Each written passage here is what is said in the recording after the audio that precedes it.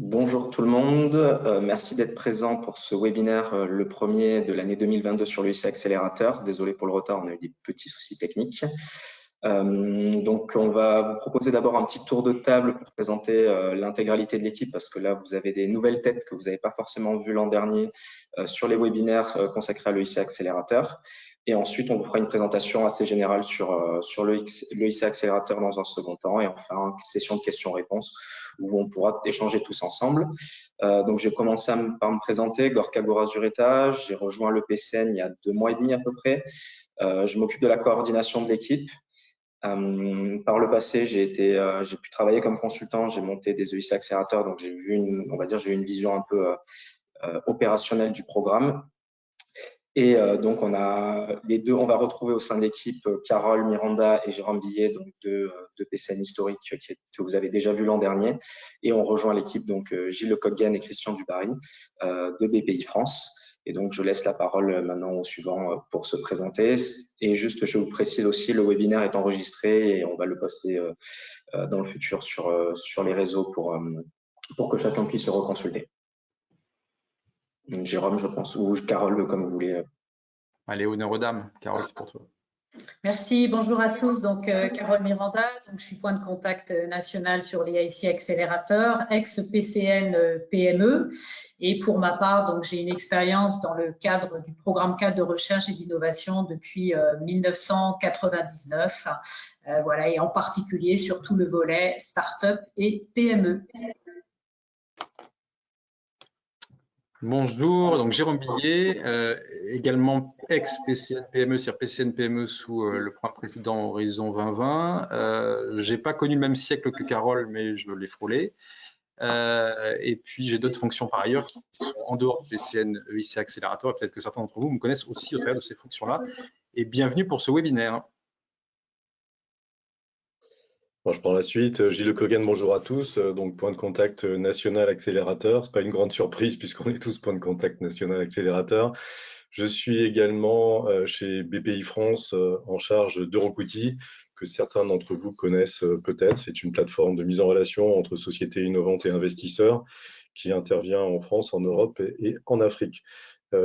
Peut-être sur mon background, 1 ou 2 éléments complémentaires. Le premier, c'est que j'ai été évaluateur pendant 4 ans, donc de projets pour la Commission européenne et ESMAE.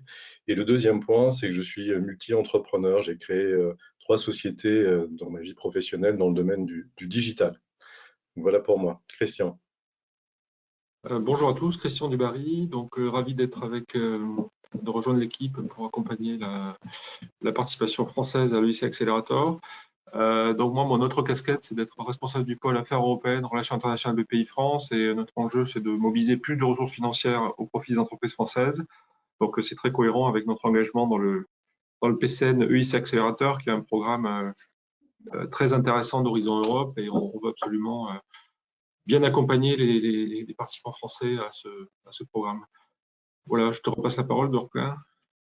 Merci Christian, merci à tous de vous être présentés. Juste avant d'attaquer la présentation, pour passer un peu en revue les différents chantiers qui vont nous occuper dans les prochains mois et prochaines années aussi. On va essayer, le PCN, d'être plus présent sur des événements, de faire beaucoup plus d'actions proactives. Donc voilà, vous pouvez nous croiser dans le futur, enfin les PCN EIC Accélérateur et plus largement les PCN français sur des salons, sur des événements. Donc on va essayer de faire connaître le programme Horizon Europe au maximum de personnes possible. Ensuite, au niveau du PCN EIC Accélérateur, on a des actions en cours en lien avec BPI, où en fait on a repéré un peu des sociétés qui nous semblent prometteuses, qui répondent à certains critères qui ont été identifiés sur les précédents lauréats, qu'on va aller démarcher pour essayer de leur faire connaître le programme EIC Accélérateur et essayer de les encourager à participer. Il y a la construction du site internet. Donc là, récemment, on a posté une carte interactive. Vous pouvez retrouver les lauréats de l'EIC Accélérateur. Vous pouvez aussi retrouver les lauréats de la version pilote.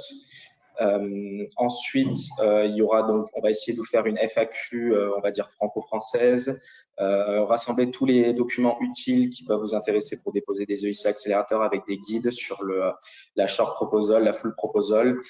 Et oui, ensuite, il y aura donc des choses aussi avec EuroQuity. On va essayer de renforcer les liens, la mise en relation avec les investisseurs au préalable. Donc, je pense avoir brossé une partie des chantiers qui nous attendent dans les prochains mois. Et donc là, je passe la parole à Jérôme pour nous présenter le ICEX, enfin, lancer la présentation. Oui, alors on va faire la présentation, on va dire un peu figée, un peu scolaire, elle se fait à 2 voix. Néanmoins, on est 5 autour de la table, donc on sera tous les 5 sur la partie questions-réponses, bien entendu. L'idée, c'était pas non plus avoir trop de voix pour présenter quelque chose justement assez scolaire. Sur le périmètre du webinaire, on est sur un webinaire qui a une vocation à prendre un peu une hauteur de vue et à présenter le dispositif dans son ensemble. C'est-à-dire le dispositif au sein d'Horizon Europe, je vais présenter Horizon Europe bien entendu très rapidement, et le IC Accelerator. Vous allez voir dans le cas de la présentation, le IC Accelerator est composé de plusieurs étapes. On ne se refuse pas du tout, et d'ailleurs quand je dis on ne se refuse pas du tout, c'est ce qui est en cours de programmation, d'avoir des webinaires spécifiques à chacune des étapes, puisque ce sont des exercices qui sont intimement liés, mais qui peuvent être un peu différents, et donc on fera des points focus sur les différentes étapes à l'occasion de prochaines sessions de webinaire. Alors, sur le programme Horizon Europe, vous le savez, il succède au programme Horizon 2020 qui s'est terminé en 2020 et 2021-2027, c'est la période qui est couverte par Horizon Europe. On est sur un budget de plus de 90 milliards d'euros. Donc, ce n'est pas forcément le montant qui est à retenir. Ce qui est à retenir, c'est qu'il y a des opportunités dans chacun des piliers finalement. Là, nous, dans notre fonction de PCN EIC Accélérateur, bien entendu, on va parler de l'accélérateur. Néanmoins, et c'est aussi ce qui sert en propos introductif, il y a de très belles opportunités à saisir sur les autres piliers, et notamment sur le pilier 2, qui va consacrer plus de la moitié du budget Horizon Europe et sur le pilier 2. Et on est sur des appels à projets plutôt top-down, c'est-à-dire la Commission européenne, au travers d'un programme de travail, détermine des thématiques. Et donc, l'objet, c'est de former un consortium qui va répondre à cet appel à projet. Et donc, on le voit sur les thématiques qu'on appelle les clusters, santé, culture, sécurité civile pour la société, numérique, industrie, espace, climat, énergie, mobilité, alimentation, bioéconomie, ressources naturelles, agriculture et environnement. Sur ces clusters, sachez qu'il existe nos homologues en matière de PCN qui sont également là pour vous accompagner. Donc, n'hésitez pas à les questionner sur les différentes opportunités qu'on retrouve au sein du pilier 2. Le pilier 3, c'est là où on va retrouver, c'est ce qui est présenté en rouge, le Conseil européen de l'innovation. Alors d'ailleurs, ce terme-là, Conseil européen de l'innovation, on peut prendre un peu peur en disant c'est un comité quelconque. Non, derrière cette notion de conseil, il y a bien des appels à projets, il y a bien entendu des opportunités en matière de financement, et c'est bien entendu ce qu'il faut retenir. Et sur ce Conseil européen de l'innovation, qui reprend 10 milliards d'euros sur la programmation, vous le voyez, c'est un budget qui est loin d'être négligeable et qui met l'accent, on va le voir, sur la partie deep tech, notamment la partie startup au travers de l'EIC Accelerator. Alors, la réflexion préalable avant de se lancer dans les projets européens et dans les financements européens, et finalement, ça peut être une réflexion qu'on peut très bien transposer sur des financements nationaux.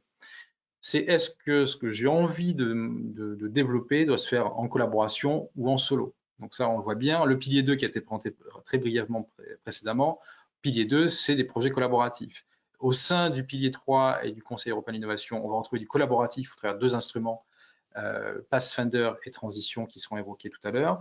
Et en solo, c'est clairement le IC Accelerator. Se pose également la question du niveau d'entrée en termes de TRL. Donc TRL, c'est pour le niveau de maturité technologique.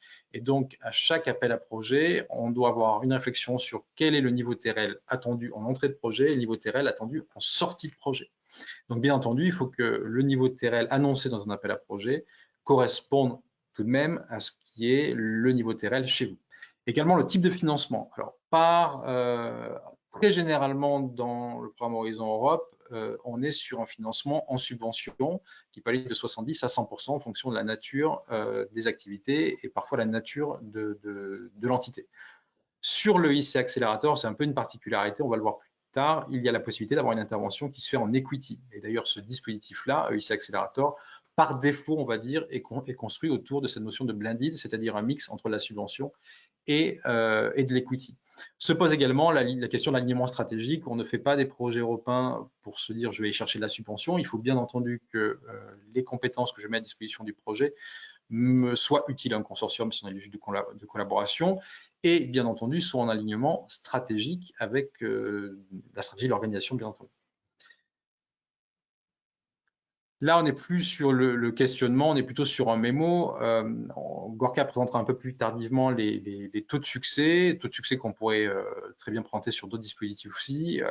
On peut avoir sur des taux de succès qui sont relativement bas, néanmoins, c'est ce qu'il faut retenir, c'est que 100% des gagnants ont tenté leur chance. Alors pour ceux qui me connaissent, je disais déjà ça quand j'étais PCN PME, donc je n'ai pas trop changé d'avis.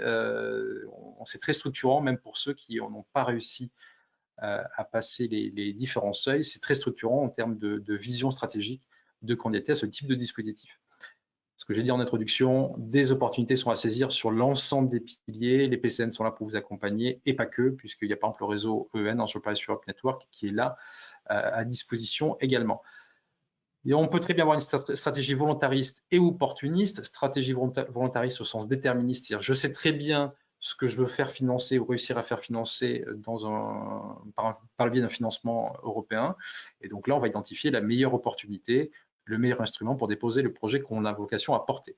Opportuniste, et ce n'est rien péjoratif quand je dis ça, c'est de typiquement se dire j'ai des compétences à faire valoir qui peuvent très bien être intégrées dans un projet collaboratif, par exemple, du pilier 2, comme ça peut être présenté. Il y a aussi la notion de pensée technologie et ou domaine d'application. On le voit dans la notion de cluster, c'est des choses qui sont relativement larges. On peut trouver au sein d'un cluster qui n'est pas forcément le domaine d'application envisagé initialement, des sujets qui concernent la technologie que vous portez.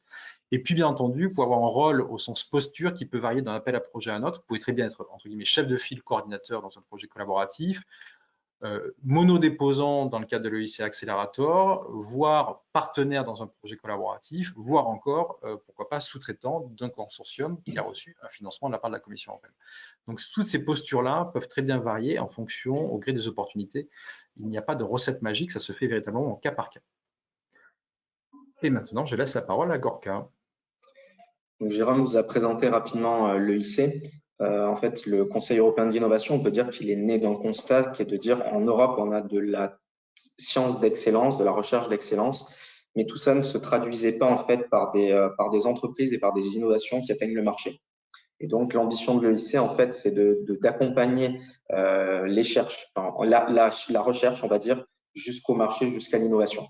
Donc, on peut retrouver un peu cette philosophie dans en fait, l'enchaînement EIC Pathfinder Transition Accélérateur. On voit qu'il y a une forme de volonté d'aller chercher des chercheurs, des scientifiques dans leur laboratoire qui sont dans leur recherche fondamentale et en fait de les aider à passer tous les TRL jusqu'à atteindre en fait un produit qui est sur le marché. Il y a aussi c'est une philosophie, mais l'EIC Accélérateur, en fait, il est pas réservé aux chercheurs. Il va pouvoir être concerner des personnes qui ont monté des entreprises ailleurs, on va dire, ailleurs que dans le domaine initialement de la recherche. Donc plutôt voilà, toucher de l'industrie. Le but, ça va être d'accélérer tout ça, de les aider à atteindre une taille critique, de se développer en Europe et en fait de dérisquer tout ça. C'est un peu le constat aussi qui avait été fait sur les investisseurs européens et les capacités des entreprises innovantes européennes à réunir des fonds pour se développer. Il y avait la sensation que ça manquait en fait de soutien financier et donc l'Europe a décidé de mettre en place cet outil de l'EIC pour venir dérisquer les investissements et en fait pour attirer donc les investisseurs privés. Il va y avoir le soutien de Deep Tech, on reviendra sur le concept de Deep Tech un peu plus loin. Et ensuite, souveraineté technologique de l'Union européenne, on va aussi revenir là-dessus, mais c'est quelque chose qui revient énormément dans tous les programmes de l'EIC. La stratégie, l'autonomie stratégique ouverte, les secteurs critiques de l'Europe, en fait, il y a un focus qui est porté là-dessus pour soutenir voilà, cette souveraineté de l'Europe dans le futur. Et il y a donc 10,1 milliards qui est consacré à ce programme pour les 7 prochaines années. Donc là, la deep tech, c'est un mot qui revient souvent dans l'EIC Accélérateur, même dans l'EIC plus généralement. En fait, il y a une volonté de soutenir ce type d'entreprise. Sur le papier, c'est ouvert à toutes les entreprises innovantes, mais dans les faits, on constate que c'est vraiment des entreprises deep tech qui attirent en fait le soutien de l'EIC. Donc, quand on regarde un peu les différentes définitions qui peuvent exister autour de la deep tech, on peut trouver donc BPI qui le définit comme une technologie de rupture qui a des liens étroits avec la recherche. L'EIC a une définition assez similaire avec des technologies cutting edge et la nécessité de rester en interaction avec les laboratoires. Donc, c'est quelque chose qui est très similaire. Et, Ensuite, il y avait eu un autre rapport qui avait été fait en 2017 sur le concept de deep tech. Et là, en fait, il y avait 4 grands points qui étaient ressortis. Donc, on retrouve en fait le côté recherche, fort lien avec la recherche, l'industrialisation. Donc, il faut la nécessité de réunir de faire face à des problèmes scientifiques, techniques et scientifiques complexes pour monter en échelle. Ensuite, les besoins d'investissement, donc là, qui font écho aux problèmes qui avaient été identifiés par l'Europe. Et ensuite, le débouché final, parce qu'on est sur des technologies qui sont encore non existantes, non créées, donc qui n'ont pas forcément encore leur place sur le marché, où on ne sait pas exactement comment elles vont s'y inscrire.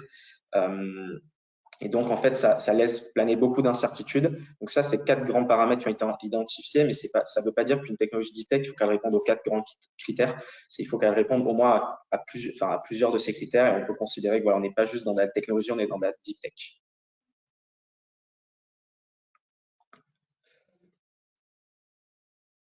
Oui. Donc l'EIC, donc on retrouve en fait l'EIC, donc c'est la version actuelle sous Horizon Europe. Il se nourrit de la version pilote qui a permis de financer plusieurs entreprises et de tester le programme. On est aussi la logique de continuum. C'était le besoin d'aller chercher de la recherche et de la concrétiser en innovation qui va impacter la société, le marché. Équilibre top-down, bottom-up, en fait, c'est l'idée que on peut identifier des grandes problématiques. Donc là, actuellement, au niveau de l'EIC Accélérateur, ça va être le changement climatique et l'autonomie européenne qui sont identifiés comme des sujets majeurs et qui vont en fait qui vont poser un cadre pour une partie de la structure de l'EIC. Mais de l'autre côté, il y a la volonté de pouvoir laisser les chercheurs, les entrepreneurs proposer leur idée. Et donc là, on va leur dire, en fait, allez-y, on vous laisse des appels à projets blancs. Vous allez pouvoir déposer tout type de projets, des technologies qu'on n'a pas encore identifiées. Et vous pouvez les défendre. Et nous, on les évaluera et on verra si on pense qu'elles sont nécessaires à financer. Donc là, on revient sur les 3 outils principaux, Pathfinder, Transition, Accélérateur, que vous connaissez pour la plupart. Et il y a de manière, c'est un peu moins connu, mais il y a des prix EIC, donc qui vont concerner les femmes entrepreneuses sur les villes innovantes, les marchés publics innovants. J'en oublie un autre. Et ensuite, il y a les Business Acceleration Services. Donc ça, c'est des services qui sont proposés par l'EIC pour soutenir en fait les lauréats des programmes EIC. Ça peut être du soutien pour de la mise en relation avec des investisseurs, de la mise en relation avec des fournisseurs, avec des clients potentiels. Tout ça dans le but d'accélérer le développement des entreprises européennes. On va essayer dans les futurs mois de davantage consacrer d'efforts au prix EIC en particulier. L'un des chantiers qui va venir, c'est sur les femmes entrepreneuses, femmes innovantes, qui va être porté par certains de mes collègues avec nous en renfort. Donc voilà, ne vous étonnez pas si on organise des événements comme ça dans les semaines à venir ou les mois à venir. Ensuite, voilà, les évolutions, révolutions du programme. Il y a une logique de portefeuille avec des managers de programmes. En fait, c'est la volonté c'est pas sur l'EIC Accélérateur qu'on le retrouve, mais c'est sur d'autres, l'EIC Pathfinder et Transition. On va réunir des projets qui abordent la même problématique, mais sous différents angles. Il va y avoir un manager qui va gérer tout ça et qui va permettre en fait d'avoir une vision globale et pouvoir peut-être faire émerger des solutions, faire échanger quand il y a des problématiques. Ensuite, le fonds d'investissement EIC, c'était une nouveauté. C'était déjà sous le pilote et là on le retrouve sur la version Horizon Europe. C'est en fait l'Europe change d'approche. Ça va plus être juste de la subvention qui va être donnée, c'est aussi de l'investissement qui va être mis dans les sociétés. Et donc là, ça demande en fait la mise en place d'outils différents. Et donc il y a ce fonds d'investissement EIC. Renforcement du volet de la communauté. Donc ça, les Business Acceleration Services, on en a parlé. Il y a un côté, on essaye de rassembler aussi les lauréats et de les mettre en relation les uns avec les autres pour faire des choses ensemble. Entrepreneuriat féminin, alors il y a le prix EIC sur les femmes innovantes dont j'ai précédemment parlé. Il y a aussi des ratios qui ont été posés sur le nombre de lauréats. On essaye de valoriser les entreprises où il y a des femmes qui occupent dans les 3 positions dominantes, CSO, CEO, CTO. On veut en fait de l'entrepreneuriat féminin, on veut mettre le focus là-dessus. Donc voilà, renforcement sur cette thématique. Et ensuite, les fast track et plugins. En fait, là, l'idée, c'est de permettre à certains projets de sauter la première étape de sélection de l'EIC Accélérateur et de venir se plugger directement à la full application. Donc, il y a des programmes européens comme les EIT en fait qui vont permettre de faire ce saut. C'est en train d'être mis en place. Il y a aussi Eureka Eurostar. Alors, c'est moins avancé, mais ça c'est projeté. Et ensuite, au niveau français, il va y avoir des appels à projets gérés par BPI qui ont été soumis à l'Europe, qui pourraient être considérés comme équivalents à la première étape et qui vont pouvoir permettre de sauter cette première étape de sélection. C'est pas encore confirmé. Il y a 4 projets qui ont été, 4 appels à projets qui ont été déposés. On devrait avoir dans les prochains mois la confirmation s'ils ont été validés ou non par l'Europe pour être éligibles à ce système-là de sélection rapide. Merci Gorka. Alors, on attaque un peu sur le descriptif et le cœur du réacteur de l'EIC. Alors, ça a été dit précédemment, on a 3 instruments principaux, le Pathfinder, ça c'est l'éclaireur, transition et accélérateur. L'équipe qui s'est présentée à vous au tout début du webinaire ne concerne que le PCN, que l'accélérateur. On a nos confrères côté Pathfinder et transition sont les mêmes. Donc, si vous avez des questions spécifiques sur Pathfinder et transition, bien entendu, vous pouvez passer par nous et on fera le relais auprès de nos confrères. Néanmoins, vous pouvez prendre contact avec eux directement. Néanmoins, rien n'empêche d'en toucher 2 mots. Vous le voyez, Pathfinder, on est sur des niveaux de TRL qui sont relativement bas, hein, puisque TRL 1-2, on est quand même rare sur les entreprises qui portent des TRL de ce type-là. Néanmoins, tout ceci est envisageable. Une PME peut très bien être chef de file sur un appel à projet Pathfinder, et ça va jusqu'à TRL 4. On est là aussi bottom-up, top-down, c'est-à-dire une dimension open, c'est qu'il n'y a pas de logique de hors-sujet, toutes les thématiques sont les bienvenues, et challenges. C'est ce qu'on voit, le petit A, et c'est en bas de l'écran, vous avez les différentes thématiques qui sont couvertes par ces challenges. Des dates d'appel à projet qui varient et des budgets qui varient également. On est traditionnellement quand même sur des projets collaboratifs, donc multi-bénéficiaires. Néanmoins, sur la partie challenge, des projets monobénéficiaires sur le Pathfinder sont acceptés. On est sur des financements à 100%, 3 millions d'euros max sur la partie open et 4 millions d'euros sur challenge. Transition s'adresse à des projets qui ont vocation à partir de TRL 4 jusqu'à 5-6, et autre point important, doivent être des projets issus de connaissances relevées par les projets antérieurs Pathfinder qui s'appelaient à l'époque Fait Open, Proactive, Flagship, ce que vous voyez à l'écran, ou Pathfinder Pilote par exemple. Donc, si vous avez un projet qui n'est pas issu des connaissances de ce type de projet, vous ne pouvez pas candidater, même si vous êtes sur une bonne tranche de TRL, il faut trouver d'autres dispositifs européens ou nationaux. Et l'accélérateur, on y vient. Là aussi, toujours pareil, une logique bottom-up, c'est open, et top-down, c'est challenge. On va le voir, il y a plusieurs étapes dans le processus de candidature et d'évaluation. On a des budgets qui sont relativement bien équilibrés entre open et challenges, puisqu'on tourne à peu près à 600 millions d'euros. Dispositif monobénéficiaire, c'est-à-dire qu'il n'y a pas du tout de consortium à former. Je suis une start-up, une PME, voire une ETI jusqu'à 500 personnes, mais qui ne souhaite candidater que sur la partie investissement. Je peux candidater donc en solo. C'est pas je peux, c'est je dois candidater en solo. Point de vigilance, vous pouvez bien entendu candidater à l'accélérateur sans être passé par Pathfinder et transition. Et d'ailleurs, la très grande majorité aujourd'hui des lauréats l'accélérateur ne sont pas passés par les Pathfinder ou antérieurs à Pathfinder. Par défaut, même si ce n'est pas présenté comme ça, on est sur un dispositif qu'on appelle blended, c'est une combinaison entre la subvention à ce qui couvre à 70% l'assiette des dépenses éligibles sur TRL 5-6 à TRL 8 jusqu'à 2,5 millions d'euros, plus un volet equity jusqu'à 15 millions d'euros et plus. Ça, c'est une nouveauté du programme de travail 2022, c'est-à-dire qu'on peut demander plus de 15 millions d'euros. Il y a un peu un caractère dérogatoire qui est valable. Néanmoins, on a la possibilité de demander que la subvention, ce qu'on appelle le grand only. On peut aussi se dire, je candidate dans une dimension de grande first, c'est-à-dire jusqu'à l'atteinte d'un jalon, je suis en grant, et à partir, une fois que j'ai atteint ce jalon-là, c'est où la discussion sur la partie equity, donc la partie investissement en capital. Et on a également equity only qui revient à du blended, c'est simplement qu'on met la subvention à 0. Tout ceci est bien entendu envisageable, et on va le voir un peu plus tard entre ce que l'objet de votre demande dans votre dossier de candidature à chacune des étapes qui peut pour le coup varier, on voit bien ça peut très bien donner lieu à des discussions avec les membres du jury et avec les membres du fonds EIC, et donc arriver à une combinaison de financement qui n'est pas forcément la combinaison qui était initialement demandée dans votre dossier de candidature. Sur les thématiques, donc, on a Open, j'en parle pas, il n'y a pas trop de difficultés là-dessus. Néanmoins, bien entendu, difficile d'aller candidater sur un projet qui dit je vais détruire la planète Terre ou les ressources naturelles. Ça, évidemment, c'est le genre de choses qui sont à éviter. Une fois qu'on a dit ça, toutes les thématiques sont couvertes par Open. Et ensuite, ça a été évoqué par Gorka, sur la partie challenge, on a les technologies qui sont en lien avec cette volonté d'autonomie stratégique et puis les technologies relatifs à tout ce qui est environnement, climat. Il y a toute une... dans le programme de travail, tout ceci est détaillé. Néanmoins, c'est dans la partie challenge, même si vous voyez pas votre technologie, mais qui répond au challenge dans son ensemble, vous pouvez très bien candidater. Hein. Donc, il y a une liste descriptive des différents axes de travail dans chacune des challenges.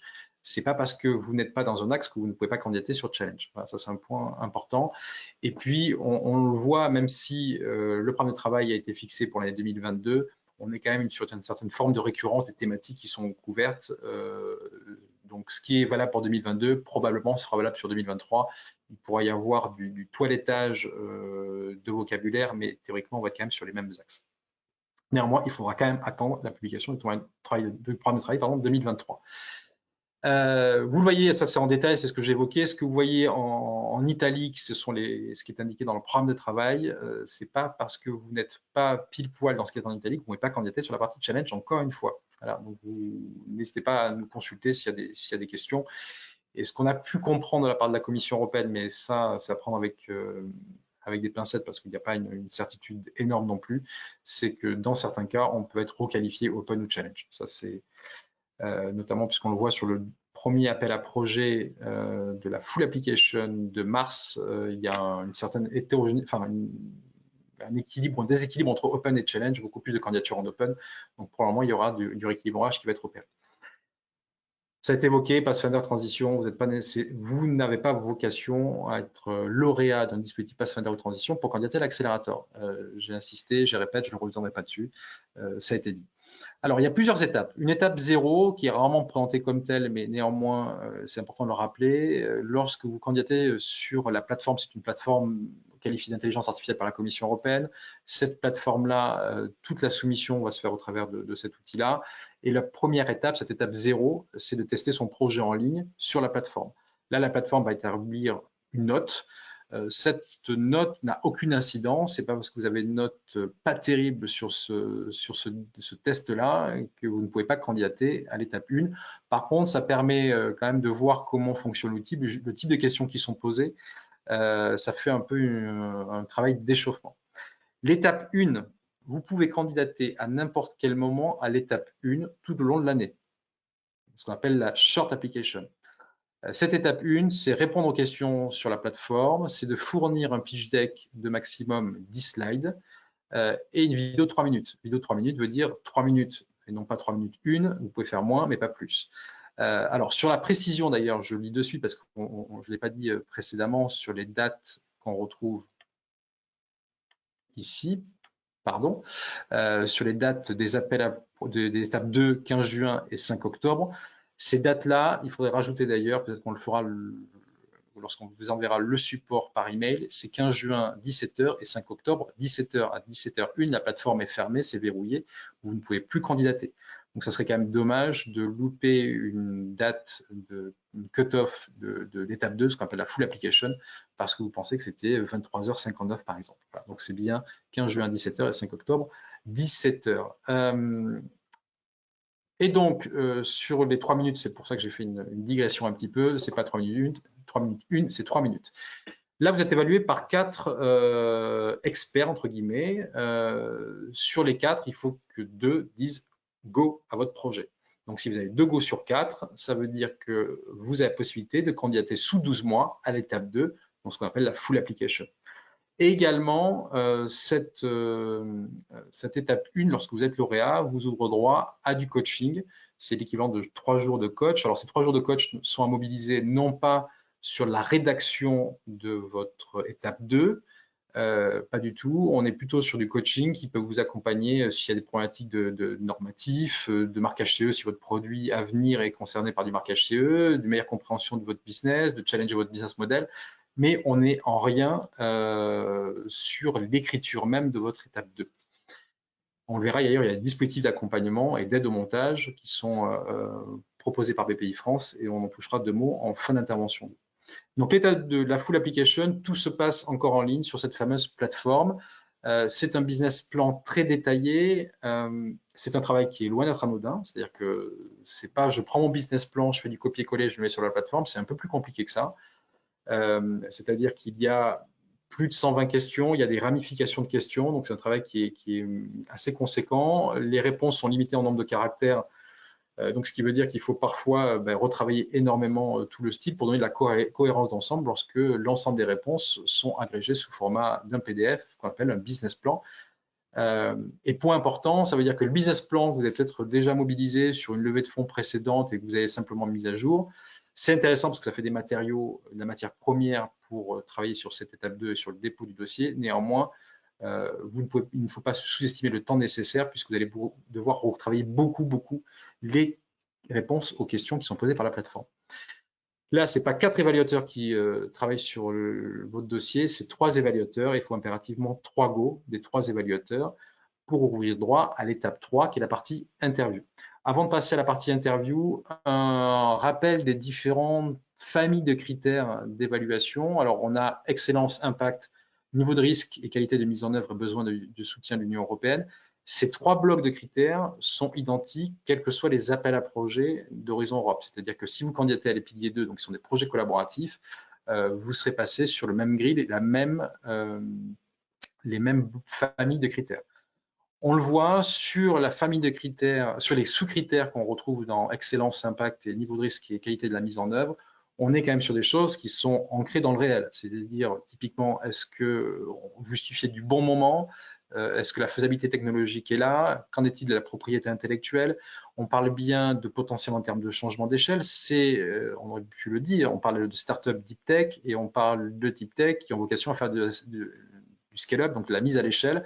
Et cette mise à l'échelle, en règle générale, elle demande une très forte intensité capitalistique, ce qui requiert forcément un soutien public pour la partie subvention et privé sur la partie equity.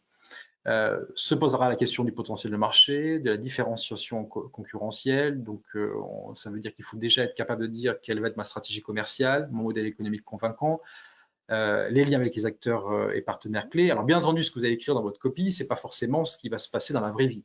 Néanmoins, ce sont les éléments sur lesquels vont pouvoir se baser les évaluateurs pour fournir un retour d'expérience et un retour d'évaluation en disant ces projets-là, on a envie de les voir sur la partie orale, donc sur l'étape 3.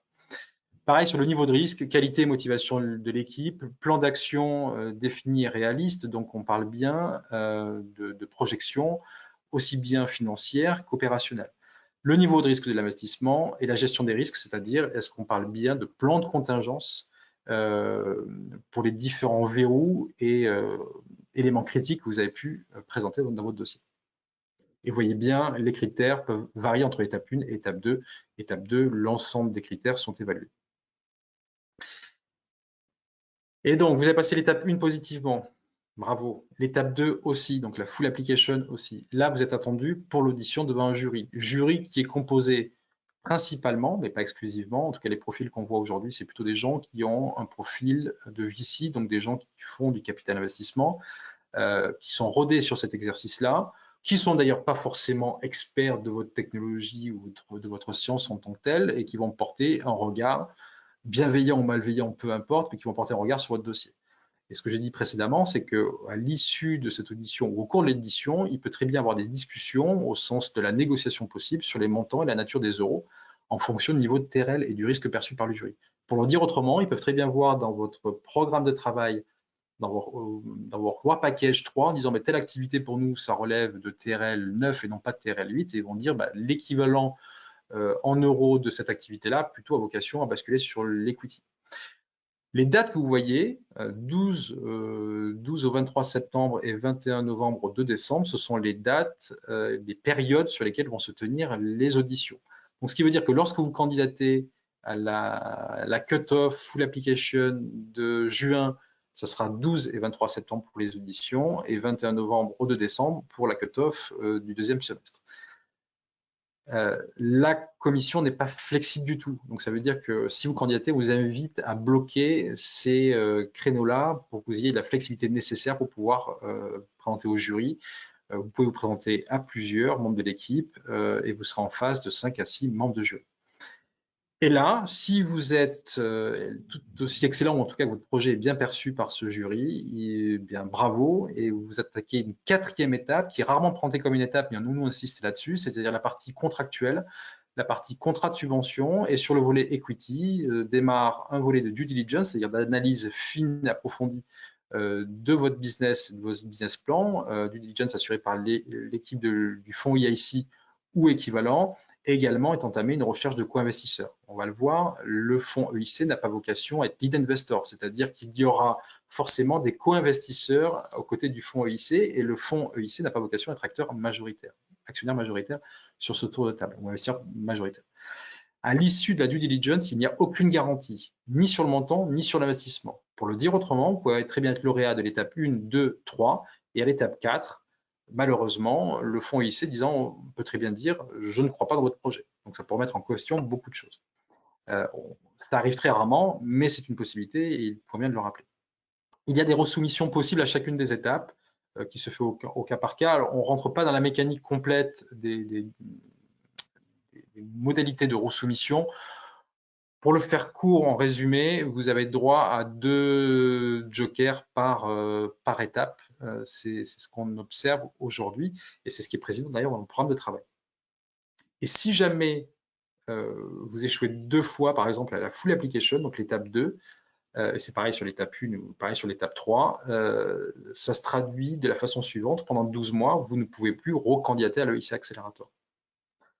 Donc, il faut trouver le juste milieu entre le moment où j'ai des très belles choses à raconter et à démontrer et des besoins en matière de financement, bien entendu, sinon on ne demande pas le financement.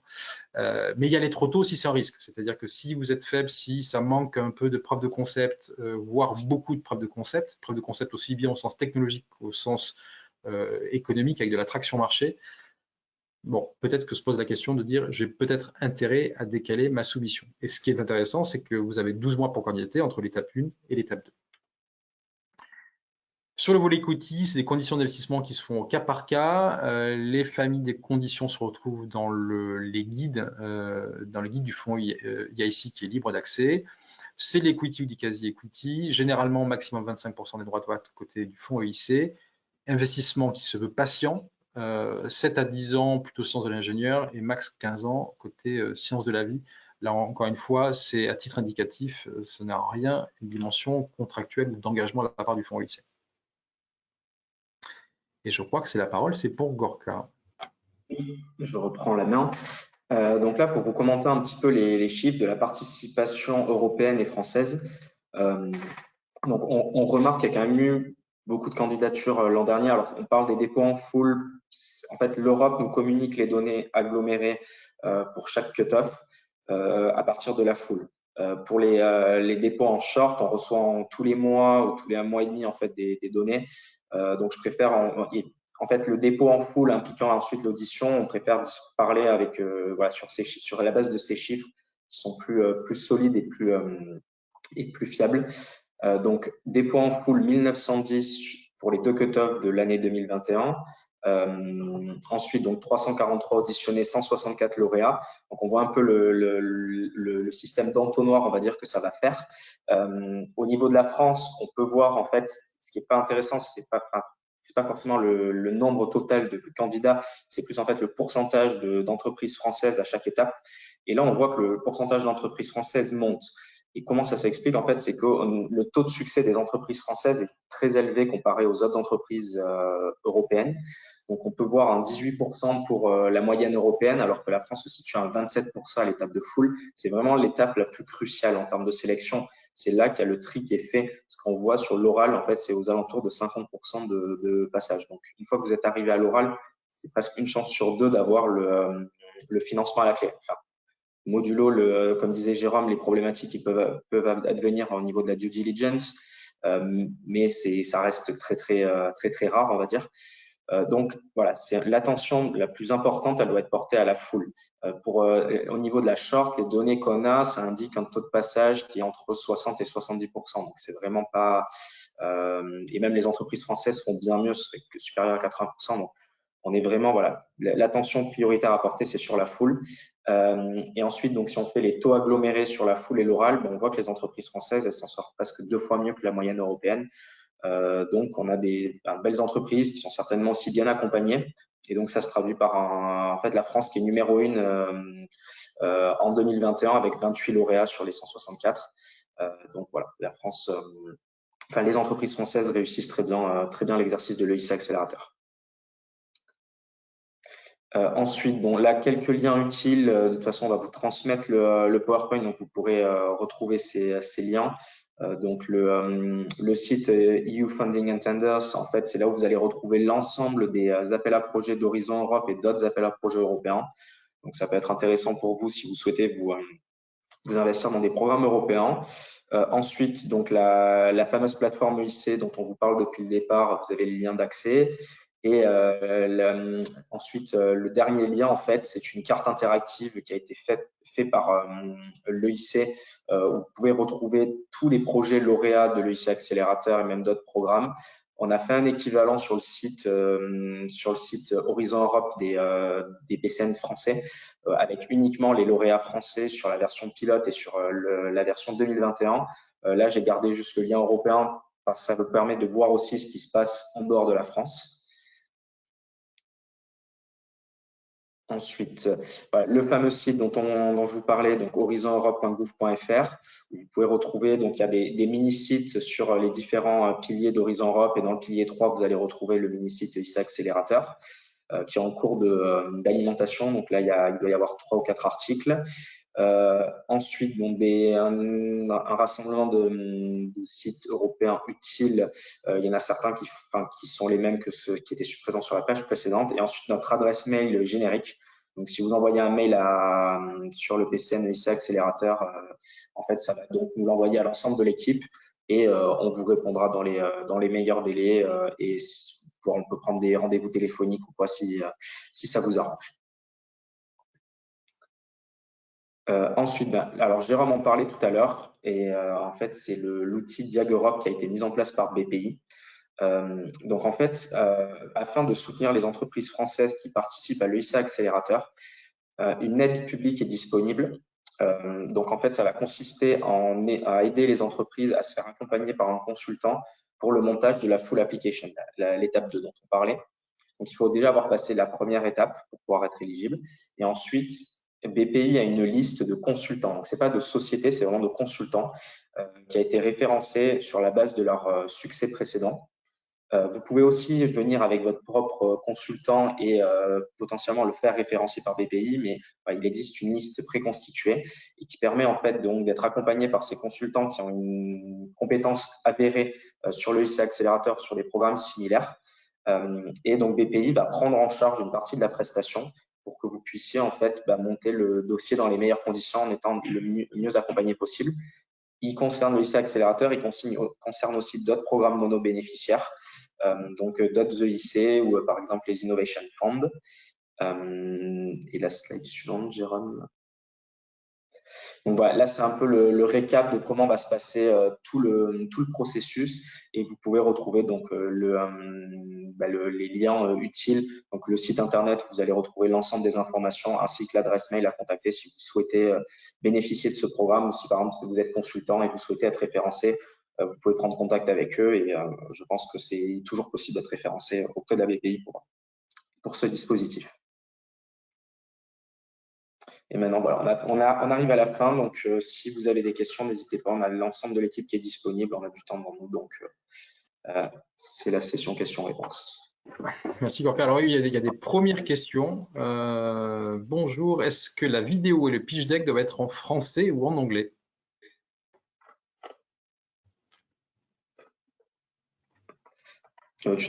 Jérôme, Ah oui, je peux absolument répondre. Ça sera en anglais. Ça sera en anglais. Tout se fera en anglais, même si effectivement le français et fait partie des langues officielles de l'Union. Néanmoins, c'est invitation à candidater en anglais sur le volet EIC Accelerator. Une autre question. A-t-on intérêt ou suggérez-vous de candidater en parallèle à plusieurs programmes / financements pour maximiser ses chances d'être financé? Je peux répondre également, mais je ne peux pas monopoliser la parole. En fait, il peut y avoir la possibilité de candidater à plusieurs programmes en parallèle. L'EIC Accelerator, voilà, le taux de succès il est quand même bas. Et les entreprises françaises, c'est autour de 15%, mais ça reste quand même un dispositif qui est très difficile à avoir. Donc, je pense que si vous avez un projet qui peut s'inscrire dans plusieurs programmes, il faut tenter. C'est juste qu'après, si vous êtes sélectionné sur un programme, vous ne pouvez pas avoir des coûts qui sont pris en charge par deux programmes en parallèle. Donc, il faudra faire des choix. Donc, maximiser vos chances en repérant le maximum d'appels à projets qui peuvent vous concerner.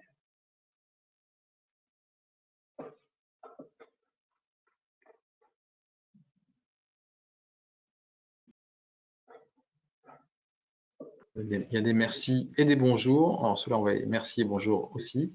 Une autre question. Hop, c'est en train de se charger la question. Voilà. Bonjour. Si on candidate à l'EIC Accelerator à une date T, est-ce que les dépenses éligibles au financement démarrent à la date T ou à la demande d'octroi du financement? À la signature du contrat. Absolument, à la signature du contrat, sachant que pour le coup, la date de signature de contrat peut faire l'objet de discussions, mais plus ou moins grandes les discussions. Voilà, donc la latitude est quand même. Donc pour le dire autrement, si vous candidatez, je dis n'importe quoi, le 15 janvier de 2023, on va se projeter un peu 2023 à la Step 1, ne vous dites pas que les dépenses deviennent éligibles à partir du 15 janvier 2023. Non, c'est la date d'édition de contrat, donc ça veut dire qu'il faudra passer bien entendu l'ensemble des jalons, dont l'étape 3, l'interview. Donc on n'est pas sur les mêmes.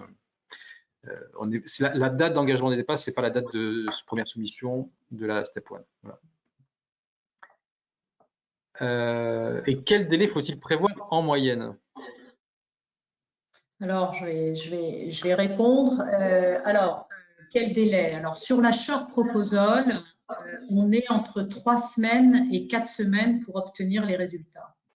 Sur la full proposal, après les 2 dates données par Jérôme et Gorka, donc 15 juin et 5 octobre, on est entre 5 et 6 semaines pour obtenir les résultats.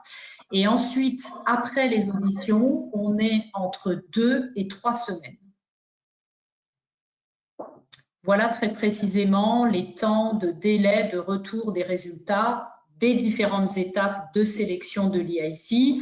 Et pour aller plus loin, la contractualisation, puisque nous la présentons comme une 4e étape, on est entre actuellement 2 mois et 5 mois selon les négociations, notamment sur le volet equity. Donc, ça peut prendre 12 mois en résumé. Donc, en résumé, absolument. Ça peut prendre 12 mois. En partant du principe, dans ce qui est décrit par Carole à juste titre, c'est que vous avez franchi chacune des étapes du premier coup, hein, ce qui n'est pas toujours le cas statistiquement. Donc, ça veut dire que le bon moment pour candidater à l'EIC Accelerator, bien entendu, ce n'est pas lorsque l'entreprise n'a pas d'autre alternative en termes de financement quand même. Ça ne doit pas être le financement la dernière chance, enfin, selon moi.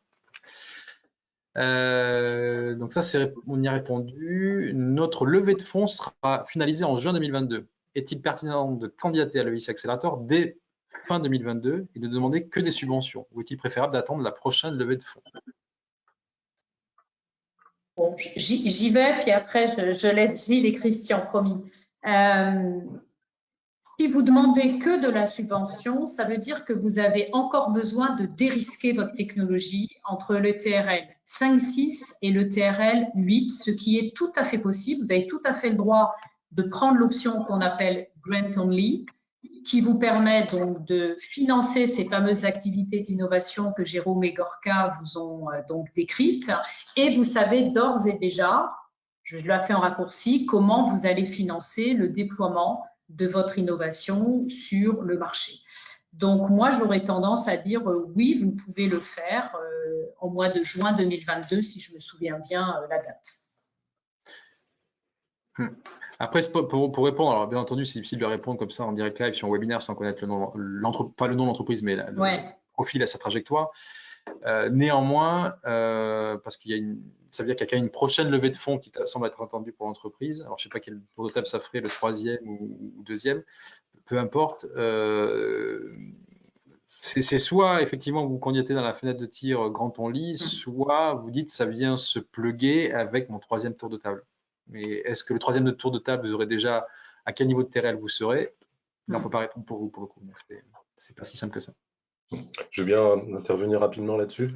Bon, effectivement, je rejoins ce que dit Jérôme, c'est difficile de prendre position sans connaître le dossier, mais par rapport à la description qui est faite, c'est-à-dire l'organisation d'une prochaine levée de fonds au mois de juin, moi je pense qu'il faut entamer une démarche blended parce que qui dit levée de fonds signifie déjà un dossier qui est en mesure d'attirer des investisseurs. Donc ça convient plus, de mon point de vue, à une démarche blended, d'autant que le fait d'avoir déjà des investisseurs potentiels répondra aussi à la logique de co-investissement qu'on a dans le programme IAICI Accélérateur.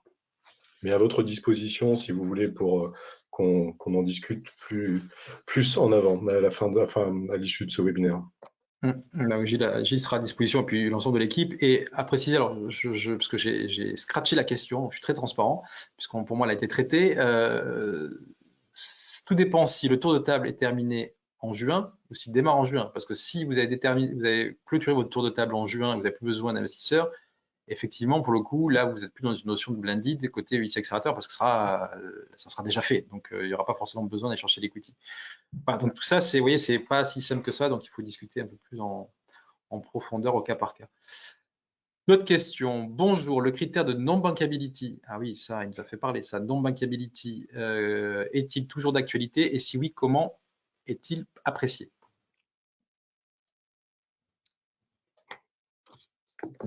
Quelqu'un veut-il y répondre? Je peux, je veux, puis voilà. On verra si on a besoin d'accorder nos violons ou pas, vous me direz. Ouais, vas-y. Alors, non-bankability, ça va être drôle. Ouais, c'est sûr. Non-bankability, c'était une notion qu'on retrouvait dans la version pilote de l'EICI Accélérateur, donc sous Horizon 2020. Effectivement, c'est un critère d'appréciation en disant est attendu des projets qui ne sont pas dans cette dimension-là de non-bankability. Donc, c'est-à-dire qu'en gros, l'EICI Accélérateur, dans sa version pilote, c'était bien l'idée de répondre à une faille de marché en termes d'investissement. Et donc, c'est pour ça que l'EICI Accélérateur a vu le jour. Et donc, il fallait démontrer que les investisseurs, vous n'avez pas réussi à les convaincre, à les séduire pour se dire je suis un candidat naturel à l'EICI Accélérateur version pilote. Les choses ont quand même évolué. Dans le programme de travail, vous ne voyez plus la notion de non-bankability. Et j'ai envie de dire, ce qui nous fait penser que c'est une notion qui est un peu rayée de la carte, c'est le fait que le fonds EIC n'a vocation à être un investisseur à ne pas être lead investor. Donc, c'est bien de se dire, je suis capable, moi, fonds EIC, potentiellement de faire de l'effet de levier et d'embarquer des investisseurs qui seront leaders sur ce tour de table. Et la notion de non-bankability, telle qu'on l'a connue dans la version pilote, a disparu. Donc, elle n'est pas appréciée en tant que telle aujourd'hui. Et j'ai envie de dire, on l'a bien vu dans les lauréats de la version pilote, tout comme les lauréats de la première mouture 2021 de l'EICI Accélérateur Horizon Europe. Les lauréats, en tout cas, tout du moins français, sont des gens qui ont déjà fait des levées de fonds. Ça, c'est une quasi-certitude, statistique en tout cas. Peut-être en complément, si je peux me permettre d'être un commentaire sur le process. Après la sélection, l'investissement en capital est opéré avec l'appui de la Banque européenne d'investissement qui classe les projets dans une grille où il y a 4 catégories. La dernière catégorie étant, la première étant celle des entreprises qui vont peut-être avoir du mal à attirer de l'investissement privé à court terme. Et on rejoint ce que disait Carole sur le fait d'avoir une subvention pour passer ses premières étapes de développement et puis maturer son projet.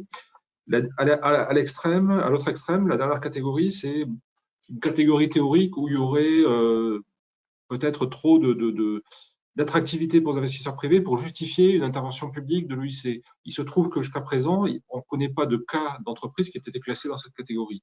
Donc, il ne faut pas en faire un point, à mon avis, très important, cette question de bancabilité. En termes très pratiques, j'aurais tendance à la traduire pour des proposants français dans les cas de figure qui peuvent se poser pour une entreprise PME profitable, mature, qui est sur un marché et qui a accès au crédit bancaire et qui a un nouveau projet pour lequel elle se pose la question de candidater à l'EIC. C'est pas une société qui a un profil VC, c'est pas une start-up, c'est une entreprise profitable. Elle, peut-être qu'on pourrait, je pense, plus lui appliquer le critère bancabilité parce qu'effectivement, elle a un accès étant profitable plus simple au financement bancaire notamment. Donc là, pour le coup, ça donne un exemple de ce que ça veut dire en pratique. Ouais, alors peut-être juste en complément pour dire que officiellement, la notion de non-bankability a été remplacée par la notion de risque. Et effectivement, Christian l'a très bien décrit dans les deux cas extrêmes et puis le troisième cas, c'est qu'en fait, je pense que la question qu'il faut réussir à se poser, c'est cette histoire du risque technologique, du risque financier, du risque marché.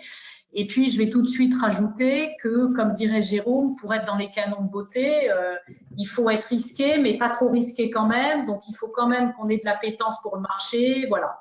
Donc, vous voyez, on vous a un peu chacun répondu avec ce qu'on a compris de ce changement de notion de non-bankability.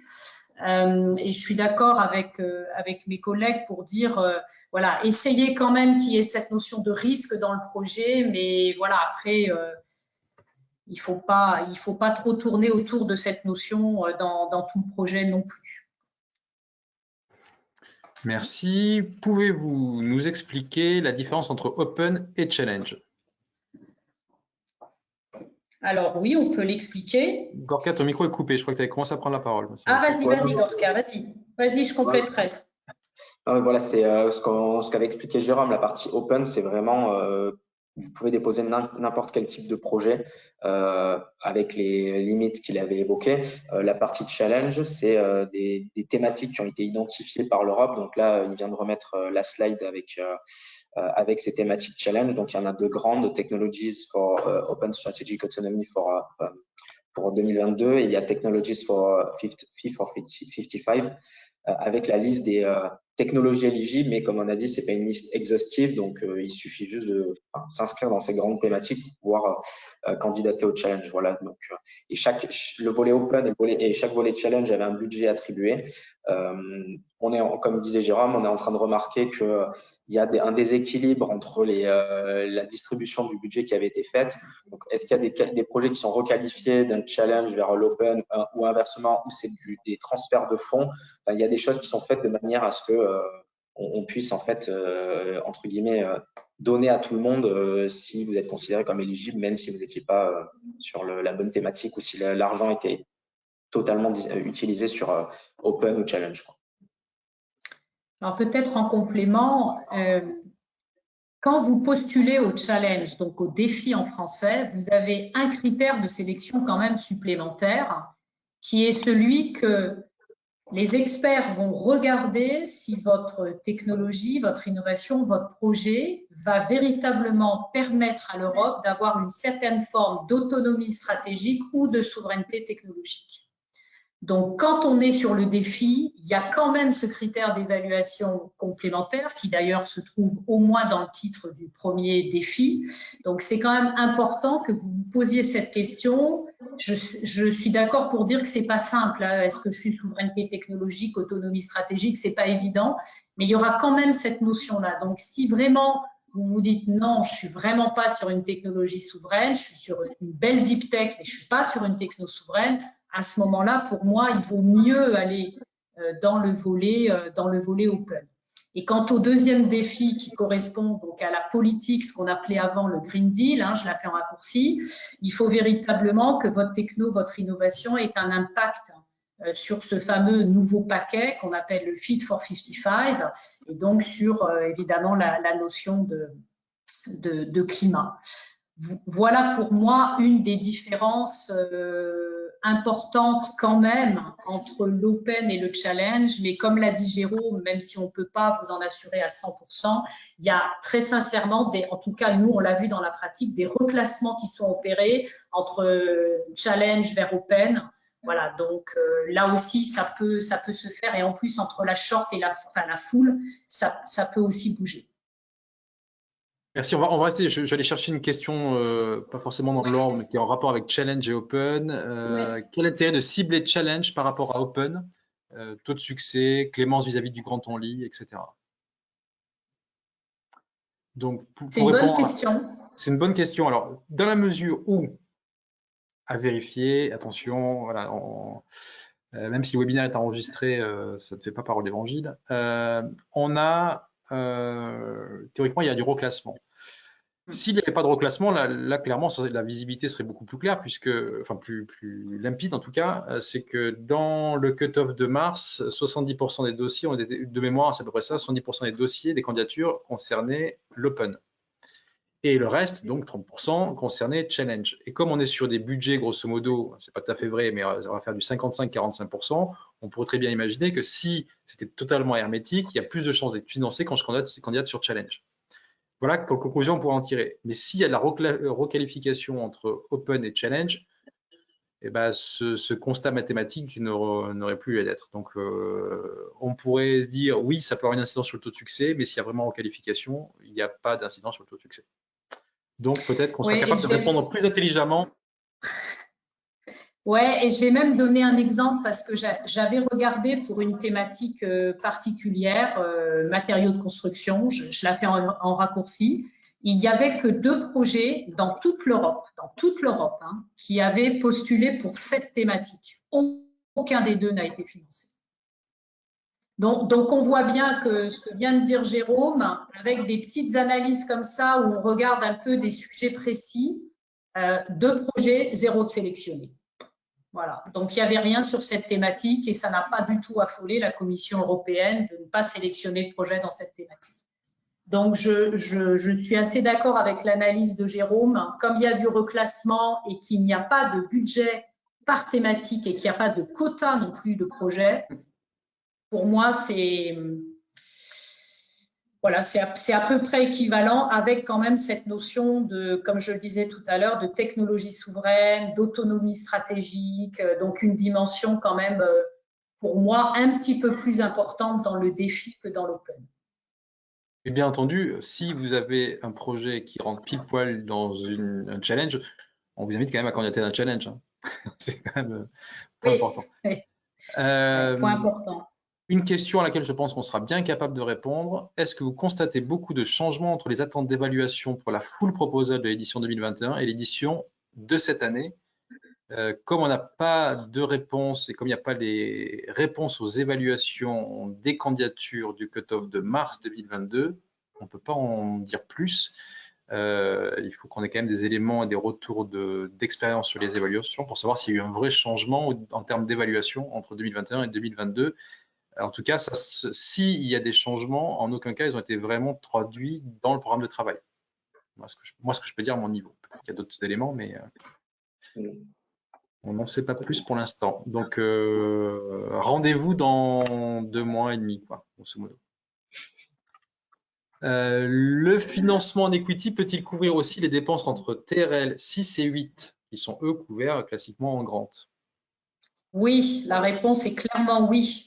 Je rappelle que l'equity est un actif de l'entreprise et qu'en tant qu'actif de l'entreprise, il doit être utilisé pour le meilleur, c'est-à-dire toutes les activités peuvent être financées avec de l'equity du TRL 5-6 jusqu'au TRL 9 et même au-delà. Merci pour cet excellent webinaire. Merci à vous. Qu'en est-il des Seal of Excellence? Je sais vers qui pointer la question. Oui. Christian? Gilles? Gilles, Christian? Oui. Alors, sur Seal of Excellence, il y a une action un petit peu plus organisée que par le passé va être mise en place par la Commission dans le cadre d'un projet pan-européen auquel BPI France a le plaisir de, a priori, pouvoir contribuer, même si la sélection n'est pas encore terminée. Il y avait 2 candidatures, on est dans une, on verra.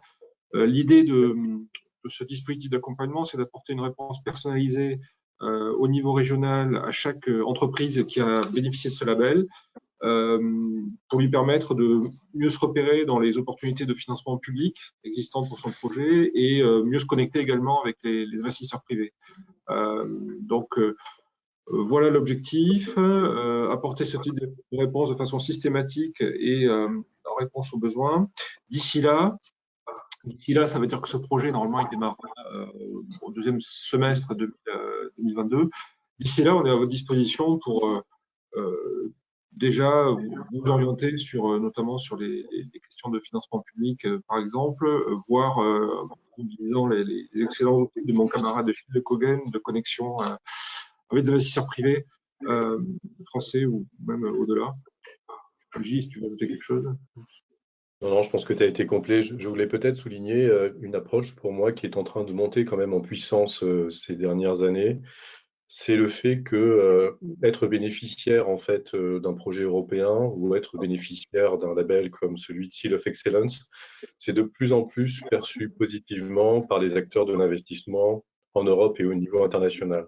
C'est un chemin qui a été quand même pas si évident que ça, parce qu'au départ, quand les premières sociétés ont été accompagnées dans le cadre de projets européens, il n'y avait pas forcément, on va dire, d'intérêt évident de la part de certains investisseurs ou simplement ils ne savaient pas forcément finalement quel type d'entreprise se trouvait derrière. On voit maintenant de plus en plus que quand on montre et quand on met en avant des sociétés de ce type auprès des investisseurs, ils sont présents et ils regardent en fait de manière de plus en plus attentive les dossiers. Donc, je pense que c'est globalement positif. Donc pour Seal of Excellence, c'est le cas notamment, puisque c'est des dispositifs qui ont commencé à être mis en place il y a maintenant 3-4 ans et qui portent leurs fruits. On voit beaucoup de sociétés Seal of Excellence qui ont été présentées à des investisseurs et des investisseurs qui ont été attentifs à ces dossiers et dans certains cas qui ont investi dans ces sociétés. Donc voilà, je voulais le souligner. Donc il y a un projet en particulier, celui que Christian indiqué, qui va être un projet très structurant pour les prochaines années. Donc on espère, en tant que BPI France, pouvoir y contribuer. Mais dans tous les cas, si vous êtes Seal of Excellence, vous aurez des nouveaux services qui seront mis à votre disposition. Merci. Et on va attaquer ce qui semble être la dernière question. Je pense qu'on va purger l'ensemble. Est-ce que le projet présenté peut s'adresser à un marché international oui, plus pour oui, je reformule. Est-ce que le projet présenté peut s'adresser à un marché international et dans des zones plus profitables en dehors de l'Union européenne?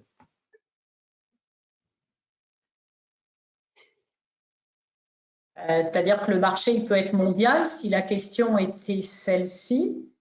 Alors, je vais répondre à ce que j'ai compris à la question. Ouais. C'est oui, le marché, enfin, en règle générale, les projets qui sont présentés, on est sur une dimension mondiale par définition, voilà. Quasiment mondiale. Et si pour le dire autrement, de ce que je comprends de la question, votre marché est mondial, mais 80% de ce qui va vous rendre profitable, ça se fait en Asie ou aux États-Unis, donc en dehors de l'Union, ça ne vous met pas hors jeu. La question qui se posera, c'est quelle richesse et quelle valeur vous allez créer au sein de l'Union européenne. Voilà. Donc, si vous êtes capable d'attaquer ce marché-là et ces zones géographiques qui sont plus profitables que celles de l'Union, quel va être l'impact pour l'Union européenne? Il faut simplement être capable de le démontrer, mais en tout cas, ça ne met pas votre sujet, votre projet hors jeu. On sait bien que entre l'US, l'Asie et l'Union européenne, eh bien, on a des zones qui vont être profitables plus ou moins vite en fonction de l'attraction du marché, quoi. Ouais, et j'ajouterais quand même un petit... Pardon, j'ajouterais juste un petit point quand même. Il y a un point aussi important dans ce qu'a dit Jérôme, c'est aussi la propriété intellectuelle. Ça, c'est quelque chose qui est quand même beaucoup regardé dans le cadre de l'IAIC Accelerator, notamment avec le fameux, au départ, FTO.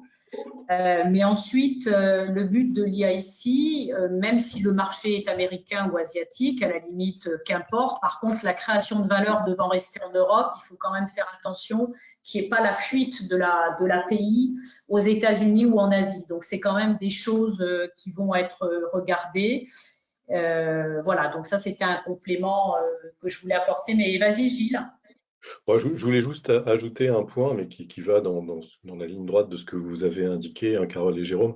C'est le fait que finalement, moi, cette question est plutôt positive pour moi, parce que ça veut dire que l'entreprise c'est déjà poser la question, et plus que poser la question, à identifier en fait des zones de business en fait et de croissance pour son activité.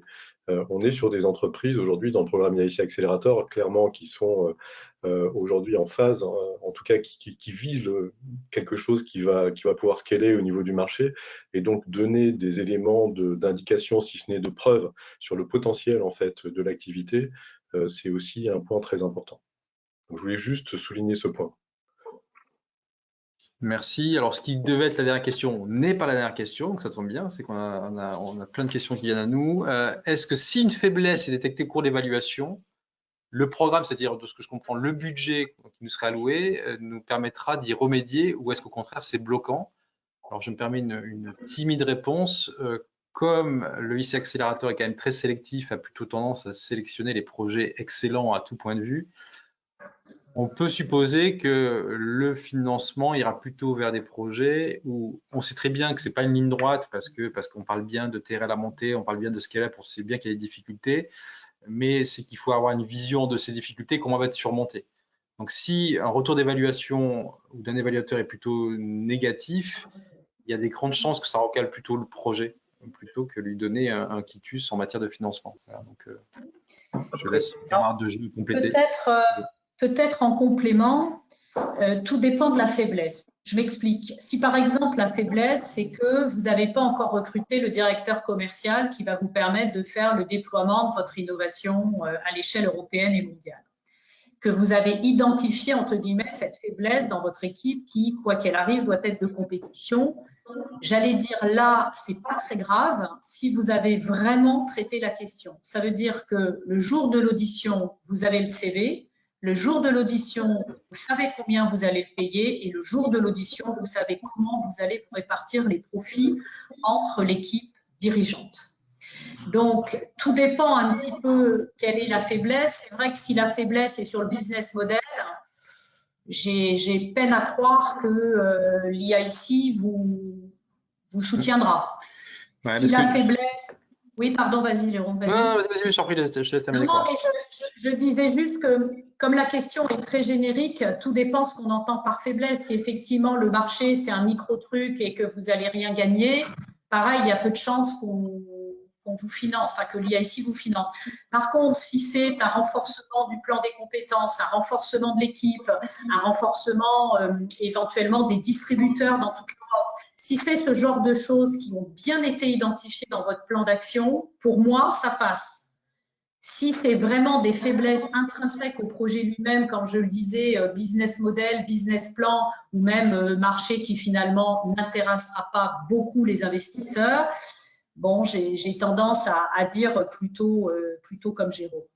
Voilà. Mais vas-y, Jérôme, complète. Non, ce que tu décrivais comme faiblesse, pour moi, n'était pas une faiblesse, parce que ça fait partie effectivement du plan d'action. Donc, ça veut dire qu'au moins, on a une visibilité, on sait ce que c'est. Il y a une différence entre je dis quelle est ma faiblesse et quel est le plan de contingence pour réparer, entre guillemets, cette faiblesse, versus un évaluateur qui met le doigt sur un truc qui fait mal et qui n'a pas été forcément prévu dans le plan d'action, où là, ça va être considéré effectivement comme une faiblesse. Je complète juste un peu parce que là, en fait, on a aussi, la question c'était peut-on travailler avec le programme pour y remédier ou est-ce bloquant? Par le programme, c'est le IC Accélérateur, l'accompagnement qu'il peut y avoir, ils vont pas vous aider. Vous aurez des évaluations sur les étapes 1 et 2 où on va vous dire ça, c'est un problème à résoudre. Si vous n'avez pas utilisé toutes vos heures de coaching, vous pourrez utiliser ça pour discuter pour régler ça, mais il n'y aura pas le IC qui va dépêcher un expert autre pour vous aider. Et après, en fait, c'est si le point bloquant il est repéré pendant l'oral, il y a possibilité en fait il y a un cas particulier où l'EIC jury vous invite à resoumettre dans les prochaines semaines pour refaire un oral en fait en vous ayant pointé le problème et vous pourrez le corriger pour ce nouvel oral. Donc tout dépend aussi à quel moment de l'évaluation la faiblesse est repérée, ça va pas avoir le même impact sur la candidature. Et ce que dit Gorka, c'est très juste. Néanmoins, statistiquement, c'est très faible. C'est-à-dire qu'on a un lauréat français dans ce un ou deux, mais c'est pas la majorité des cas où, en règle générale, qu'on a entre guillemets échoué, même je sais pas trop le terme, à l'audition, ça renvoie à un redépôt de la full application. Voilà. Alors, ce n'est pas une question, c'est une remarque. Une remarque, les évaluations au niveau 0, c'est-à-dire le DIAG, et 1, c'est-à-dire la short application, ne sont pas insignifiantes.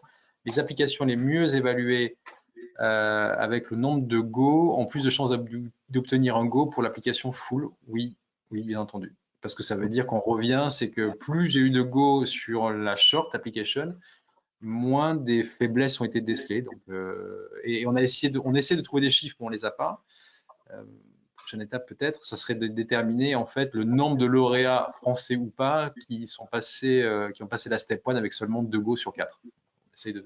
Il y en a, mais là aussi statistiquement, je pense que c'est un niveau assez faible. Il convient de le vérifier quand même. Autre question. Oui, pour le point pays, c'est très sensible. D'ailleurs, est-ce que les consultants proposés dans le cadre du DIAG Europe peuvent nous aider sur la gestion de la pays?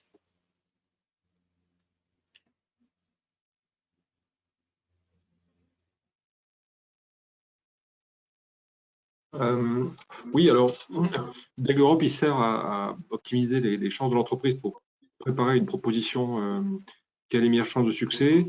Après, c'est une relation de client-fournisseur. Si là-dedans, il y a une prestation qui va passer mettre un peu plus d'effort sur la dimension propriété intellectuelle du projet, pourquoi pas. Après, l'idée, c'est pas d'avoir peut-être une prestation dédiée là-dessus. Il y a peut-être d'autres solutions pour travailler sur l'API en dehors de façon plus complète que dans le cadre de la préparation de la proposition.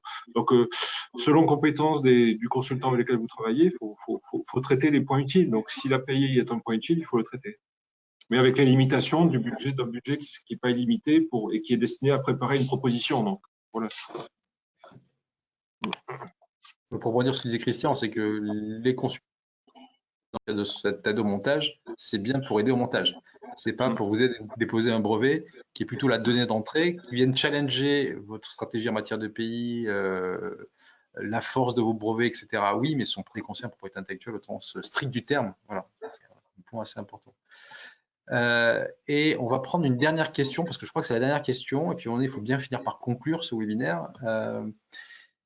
Je ne sais pas si on va apporter une réponse, et d'ailleurs la personne qui a posé la question semble dire c'est pas certain que ce soit dans le cadre de ce webinaire-là. Serait-il possible d'avoir un portrait type des entreprises financées dans le cadre de l'EIC, en particulier FR? Pas forcément durant ce webinaire, mais peut-être cela est-il prévu? Alors, il y avait eu un petit rapport qui avait été fait par la Direction générale des entreprises pour les lauréats de la version pilote, avec tous les lauréats français, les thématiques sur lesquelles ils se positionnaient. Après, nous, on se fait des on se fait des remarques sur les profils types.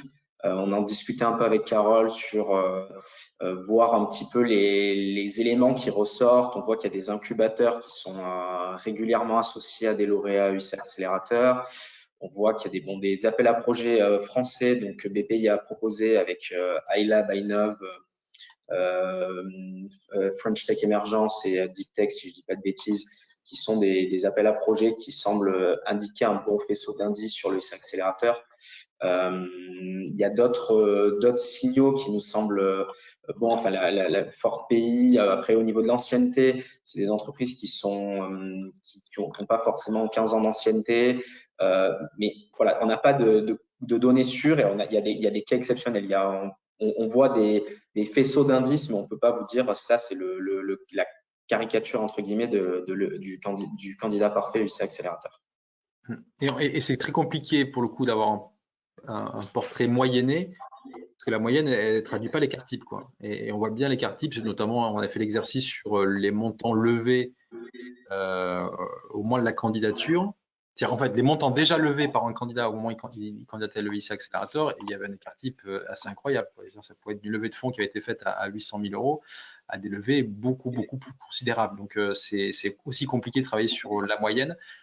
Et effectivement, le terme de Gorka me semble assez judicieux, la partie plutôt faisceau d'indices, des éléments qui laissent penser qu'on est a priori dans un candidat qui a ses chances, ou plus de chances que d'autres, d'être lauréat de l'EIC Accélérateur. Voilà. Oui, oui, je confirme. C'est vrai qu'on a fait cet exercice, notamment pendant l'opération pilote des 37 lauréats français.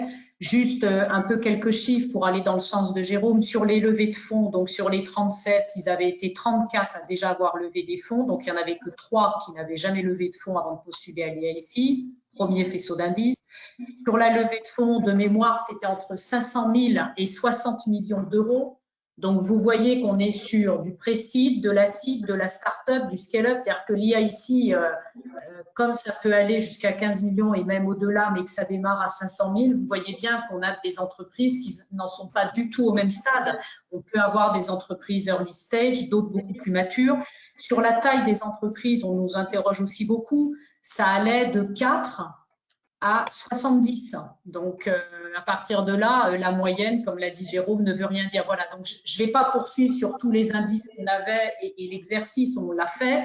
Et effectivement, je vous renvoie au très bon rapport de Bercy sur le sujet, qu'on pourra éventuellement, bien sûr, vous envoyer ou qui doit se trouver sur une des pages voilà, du PCN IAIC. Mais voilà, et puis même chose sur la Deep Tech, bien sûr qu'on a dit que c'était un grand faisceau d'indices. Une fois qu'on a dit ça, il y a des projets sciences du vivant, très cancer, qui passent et qui ne sont pas forcément Deep Tech non plus. Voilà, donc on en restera au faisceau d'indices. Par contre, ce qu'on sait un peu plus dire, de notre côté, c'est aujourd'hui, on a plus de recul pour dire ce projet-là, il n'est pas du tout dans le cadre de l'IAIC. Les noms, on arrive à peu près à vraiment bien les déterminer. Les oui, parfois on a des doutes et donc dans ces conditions, bien sûr, l'entrepreneur, de toute façon, quoi qu'il arrive, peut évidemment décider de postuler, même si on lui dit que ses chances sont faibles. C'est à lui qu'appartient la décision et certainement pas au PCN. Voilà, il nous reste 4 minutes. Ouais, pour juste rebondir sur ce que tu viens de dire, Carole, et sur ce sujet-là, ce qui est assez intéressant, et ça fait partie des liens qui sont présentés dans le support et qui vous sera envoyé, c'est ce qui permet de référencer l'ensemble des lauréats. Et honnêtement, regarder les fiches profils des lauréats, c'est aussi s'imbiber quelque part des profils, des attendus et de l'ambition des projets qui sont portés. Et je pense que ça permet de mettre en lumière ce qui est attendu dans le cadre de l'EIC Accelerator. Et en parlant de ça, ne soyez pas spécialement inquiets parce que ça m'a été dit, ça a déjà été eu, on a déjà eu un retour de mail là-dessus, mais ça a déjà été dit sur d'autres événements. Lorsque vous consultez ces fiches-là, il y a des budgets qui sont annoncés, des budgets qui sont présentés, c'est en fait des coûts d'exploitation sur les années à venir. C'est pas je présente un budget de 30 millions d'euros pour avoir une subvention de 2 millions d'euros. C'est pas ça. C'est des coûts d'exploitation qui sont repris dans le dossier, puisqu'on parle bien de projection financière. Et ce qui est vendu dans le cas du dossier, c'est pas un projet qui dure 24 mois à la montée des TRL. C'est un projet d'entreprise, puisqu'on parle bien sur la partie blended, encore plus la partie equity, c'est qu'il faut bien nadler au-delà de TRL8 et c'est une fois que c'est commercialisé, qu'est-ce qui se passe pour vous, quoi. Donc, on parle bien d'ambition. Donc, c'est pour ça que c'est des coûts d'exploitation qui sont reportés sur la partie budgétaire sur ces fiches projets. Voilà. Gorka, si tu veux conclure. Écoutez, là je pense, les gars, il ne doit plus y avoir du tout de questions. De toute façon, on s'était donné comme deadline, enfin de heure limite 15h30. Donc, merci à tous d'avoir assisté à ce webinaire. On va vous le poster dans les prochains jours, prochaines semaines sur YouTube. On va vous transmettre également le lien, le support de présentation. N'hésitez pas à revenir vers nous si vous souhaitez avoir des informations supplémentaires, si vous souhaitez qu'on intervienne. Si vous travaillez par exemple dans des pôles de compétitivité ou quoi, nous on essaie de maximiser notre présence sur le terrain. Et après même plus largement, nous on s'occupe du PCN EIC Accelerator, mais si vous avez des questions sur les autres programmes européens ou quoi, vous pouvez me contacter, je vous mettrai en relation avec les personnes, mes collègues coordinateurs des autres PCN, et comme ça vous pourrez avoir les réponses à vos questions. Voilà. Je ne sais pas si vous avez un autre mot à rajouter, le reste de l'équipe. Bon après-midi. On vous remercie. À tous. À bientôt. Voilà, nous vous remercions et on est tous à votre disposition. Au revoir. Au revoir. Merci, au revoir.